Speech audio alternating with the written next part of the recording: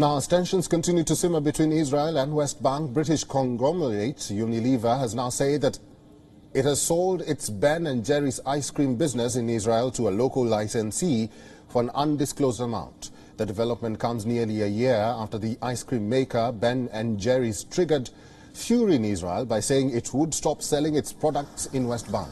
Unilever, which is a British multinational consumer goods company, bought the American company Ben & Jerry's in the year 2000.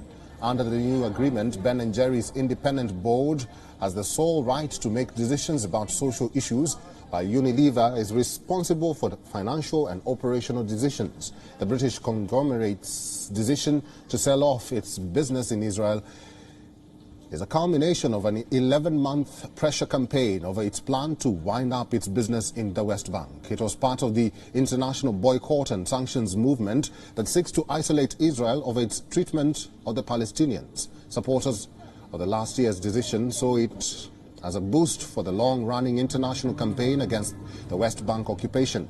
And now the latest decision to sell its Ben & Jerry's business in Israel to a local partner can be seen as diplomatic escape by the British conglomerate from the brewing tensions. Under the new ownership, the ice cream will have slightly different branding with Hebrew and Arabic labels rather than English. It will be sold both in Israel and the West Bank region. Israel's foreign ministry has called the decision a huge victory and a win against alleged discrimination.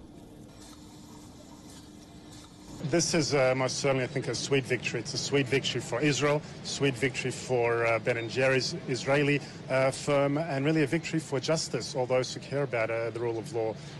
Ultimately, this is an unequivocal defeat for the global BDS movement, for the forces of hate, hypocrisy and intimidation. The campaign was being pushed by Ben & Jerry's Global. At the end of the day, the right decision was made. Hopefully now we can continue. Ben & Jerry's can continue serving the people of Israel, the Arab Israelis and the Palestinians with ice cream. This is a company whose business is ice cream, not promoting such extremist values as have been pushed by the Vermont-based company.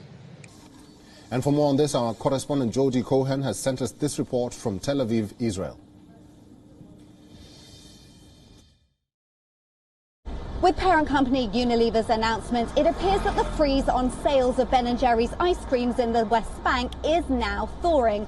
The proposed ban had never been popular in Israel, which questions why Ben & Jerry's was singling it out from all the countries in the world that have territorial disputes. In a statement, Unilever said it has never expressed any support for the boycott, divestment and sanctions movement and has no intention of changing that position.